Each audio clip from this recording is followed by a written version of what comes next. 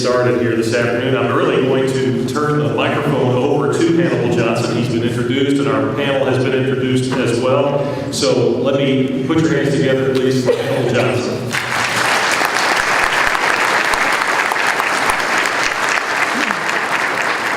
Good afternoon, ladies and gentlemen. In terms of race relations in Tulsa, we are where we are in large part because of the public policy choices we and others have made. This afternoon, we'll look at some of those choices and explore the consequences attendant to them. Where are we in terms of race relations in this community? What choices led us to the present state? Think about those foundational questions as we move through our panel discussion. Let's also look to the future, toward hope and possibility. How might we use our agency, our power, to alter the trajectory of race relations such that we become one Tulsa? More specifically, what public policy choices might we make today that will put us in a better place tomorrow? Now, this is the Interfaith Trialogue series, so I'd like for us to put special focus on how communities of faith might play constructive roles in the arena of race relations. As we proceed, think about how your community of faith might engage more deeply with racial reconciliation efforts in our city. Joining you for this discussion are three distinguished individuals already known to many of you. Our panelists, once again, Dr. David Blatt, Executive Director of the Oklahoma Policy Institute, Twan Jones, Community Activist and Advocate, and Dr. Jocelyn Payne, Executive Director of the John Hunt Franklin Center for Reconciliation. I ask our panelists to keep their responses concise so that we may get to as many questions as possible. In our first segment, the panelists will answer my prepared and directed questions. And after the break, I'll pose questions submitted by you, the audience, to our panelists. So let's dive right in. My focus question for each of our panelists, and we'll proceed in alphabetical order. You're sitting in alphabetical order, so it's perfect. Okay. Our focus question is as follows. If you had both the power and the resources to implement a single public policy change to promote racial reconciliation in our community, what would that change be and why? Okay. Well, thank you for the unenviable task of going first and addressing that question. Just briefly, my name is David Blatt. I'm Executive Director of the Oklahoma Policy Institute. We are a state policy organization based here in Tulsa that believes that Oklahoma can be a great state, one with good jobs, good schools, good health care, strong communities, and that public policy, if it's going to lead us towards that vision of Oklahoma, needs to be guided by facts and analysis. We try to put out the information that will help policymakers and the public make better policy decisions. So I think that we're addressing a complicated question today. And not only does race play out in so many ways, when we're talking about racial reconciliation, there's, I think, always going to be a disconnect between public policies and racial reconciliation. Even if you have the most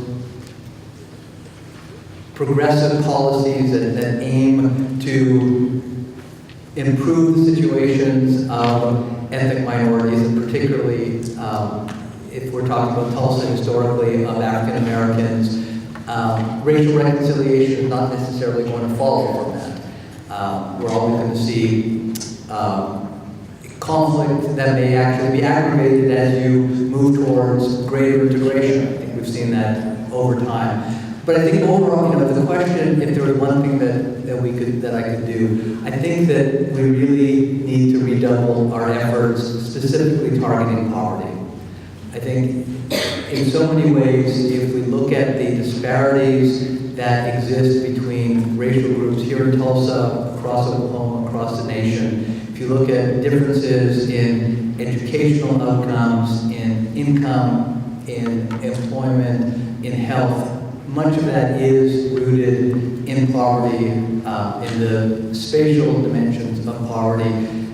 And I think we've made efforts in the past. I think we've kind of given up on them in some ways and stopped talking about poverty. But I think we really need to have a comprehensive anti-poverty strategy, one that looks at job creation, that looks at education, that looks at access to health. I think that if we could address poverty more deeply and purposefully and make progress there, that a lot of other problems that are associated with disparities in income and wealth would follow from that. So I really think that emphasis would be on effective ways to reduce poverty overall, and particularly disparities between races.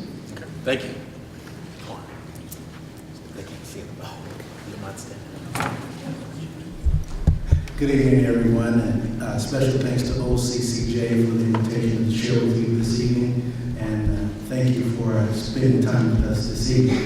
I think the one policy recommendation I would have, or that I would like to implement, would be that we would have a convention for all neighborhood association presidents and vice presidents in the city of Tulsa. And here's why.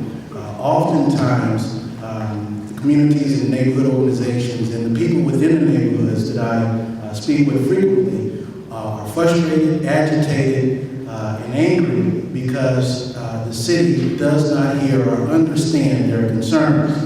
And I think having a convention with neighborhood organizations would oftentimes get that voice heard at the city level.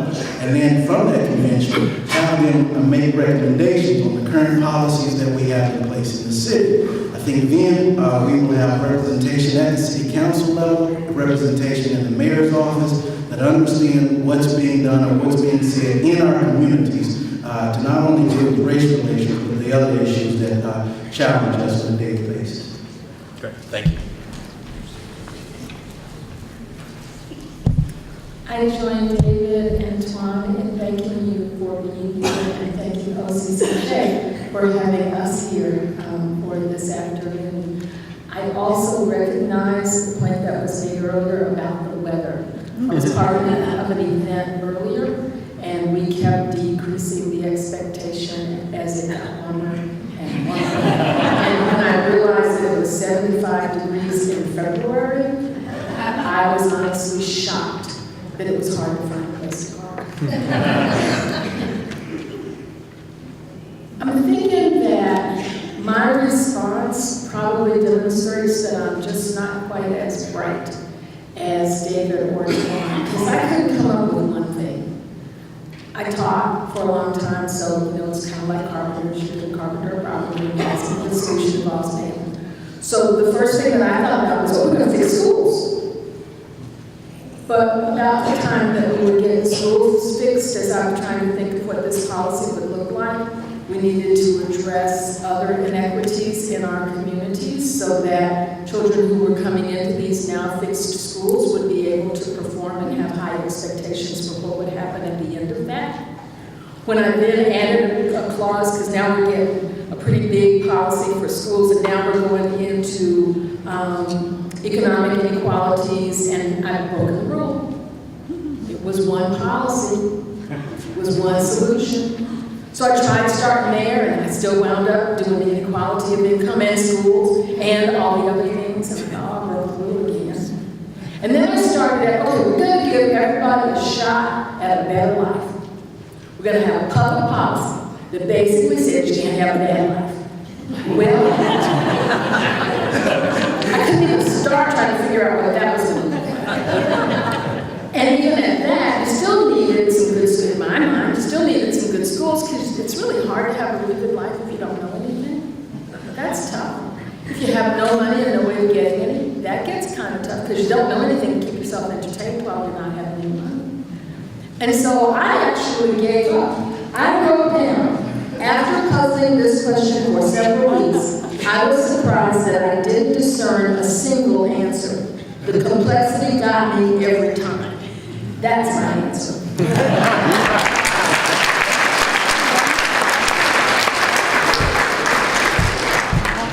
There is no question about the complexity of the topic. That's absolutely true. The first directed question goes to Twan Jones. Twan, what is your perception of race relations in Tulsa today? And let me ask you to assign a numerical value, 1 to 5, 5 being the most positive.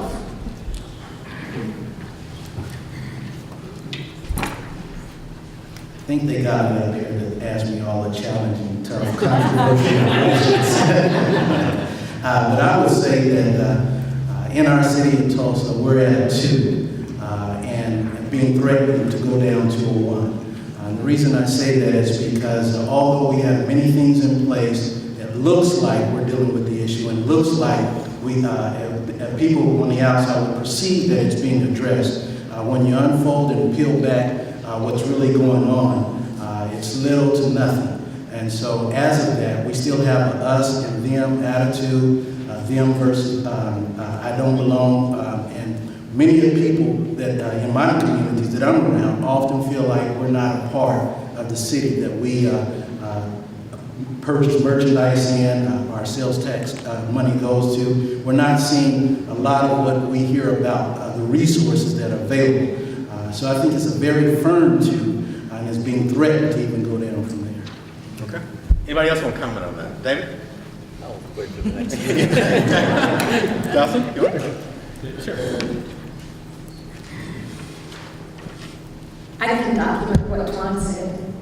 In 2011, the John Hope Franklin Center, as one of its first activities, conducted a survey on race relations in Tulsa. I wrote this part down too. The question was, race relations in Tulsa are, and the respondents had an opportunity to answer excellent, good, fair, or poor. And all of the groups, there were 4 groups, the responses were analyzed by racial groups. American Indian, African American or Black, Hispanic or Latino, and Caucasian. And the answers were that all of the groups agreed race relations in Tulsa were not excellent. American Indians and Caucasians were in higher agreement that race relations were good, and African Americans and Hispanics were in higher agreement that they were poor. That was in 2011. And while that's 4 years ago, and there's been a lot of attention to conversations and interactions, I don't mean this to be ugly when I say it, but look around this room. If you're not at least slightly uncomfortable at the makeup of the audience in any place where you go, this room included, that speaks volumes to race relations. Because race relations, good race relations would have all kinds of folks in this room.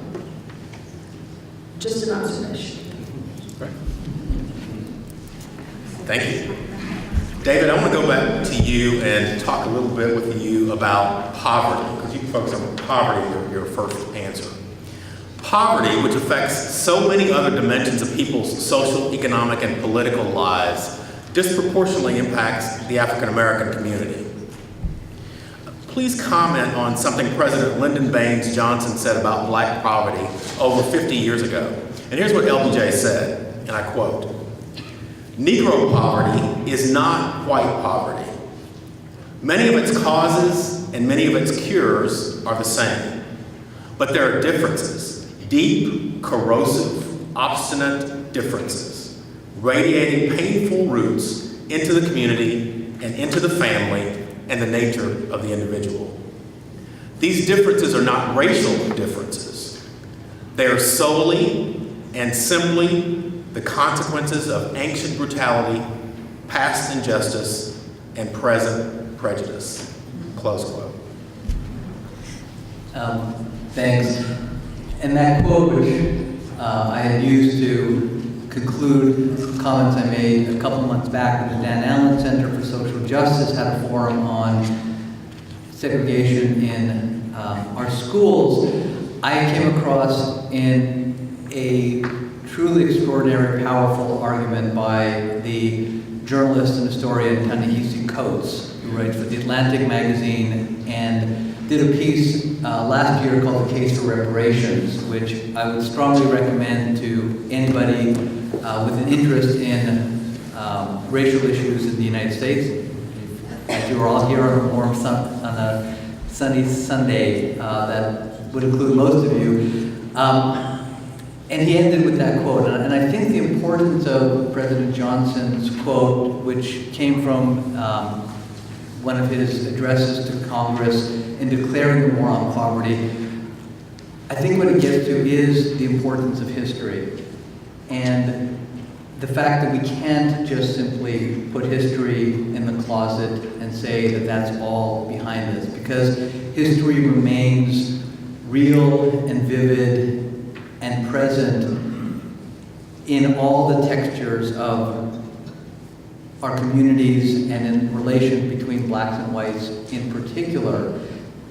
And it shapes in so many ways. If you look at patterns of housing neighborhoods in Tulsa today, and you see the continued segregation of neighborhoods with blacks predominantly in North Tulsa and whites overwhelmingly making up the composition of South Tulsa and the suburbs.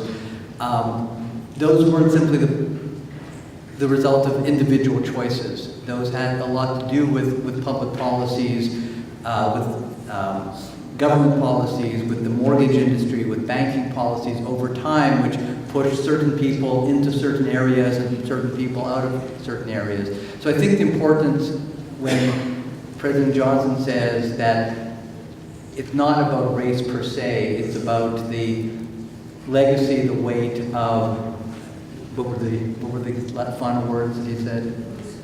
The systemic problems. Systemic problems. Right. And I hope during this conversation here we can talk about just the importance of accumulations that go back centuries and decades. And I think it's sometimes easy for whites just to say, well, you know what, that was the past. We've done away with a lot of the discriminatory policies in law. We just have to look forward, and that presents a, I think overly simplistic and far too easy approach to the situation.